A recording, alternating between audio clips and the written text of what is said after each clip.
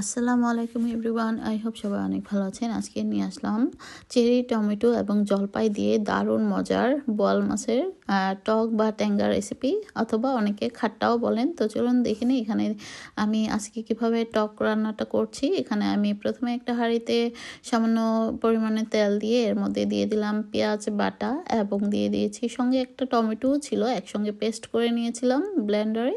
আর সঙ্গে সামান্য একটু আমি রসুন বাটা দিয়ে এবং সামান্য একটু লবণও অ্যাড করে দিলাম। তো পেঁয়াজ এবং মশলাটাকে খুব ভালো মতো কষিয়ে নিচ্ছি। তারপর একে একে এর মধ্যে আমি বাকি উপকরণগুলো অ্যাড করব।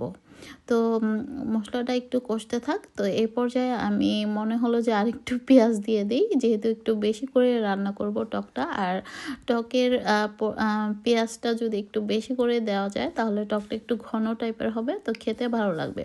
তো এখানে আমি এখন দিয়ে দিলাম সামান্য একটু হলুদ গুঁড়ো। তো মরিচটা পড়ে গিয়েছিল এর মধ্যে, কোটাটা পড়ে একটু মিক্সড হয়ে গিয়েছিল। তো ভাবলাম যে অসুবিধা নাই, তো একসাথেই দিয়ে দিলাম। তো সামান্য একটু ধনে এবং সামান্য একটু মরিচ গুঁড়া জাস্ট টেস্টের জন্য দিয়েছি, আপনারা চাইলে স্কিপ করতে পারেন মরিচ গুঁড়াটা, তবে দিলে কিন্তু ভালোই লাগে খেতে। তো এটা কিন্তু আমি ঝালের জন্য দিইনি, জাস্ট সামান্য একটু দিয়েছি। তো যাই হোক, সামান্য মশলাটা দেওয়ার পর এটাকে খুব ভালো মতো আবারও কষিয়ে নিচ্ছি। তো কষানো হয়ে গেলে এর মধ্যে আমি বাকি যে উপকরণগুলো সেগুলো আস্তে আস্তে একে একে অ্যাড করব।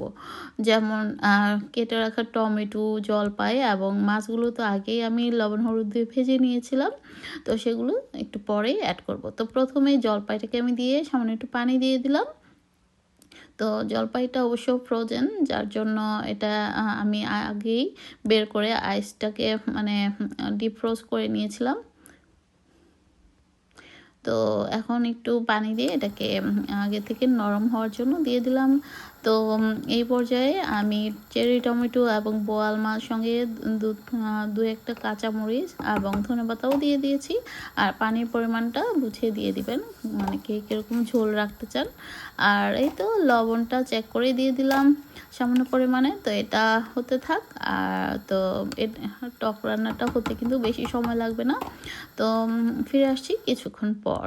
তো এই তো দেখতে পাচ্ছেন আমার টক রান্নাটা কিন্তু হয়ে গিয়েছে অলমোস্ট। আর এটা খেতে খুবই সুস্বাদু হয়েছিল, সবাই খুব পছন্দ করেছে। তো আজ এ পর্যন্তই, আল্লাহ হাফেজ।